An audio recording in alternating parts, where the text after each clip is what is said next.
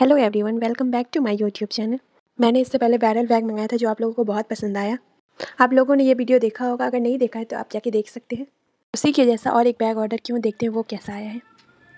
चलिए अनबॉक्सिंग करते हैं। कलर तो सेम है, जो ऑर्डर किए थे वही आया है। क्वालिटी तो मैं 10/10 दूँगी, इसका क्वालिटी उससे भी ज़्यादा अच्छा है। सारे चेन भी ठीक है। आपको इस बैग का लिंक चाहिए होगा तो मैं कमेंट बॉक्स में पिन कर दूँगी।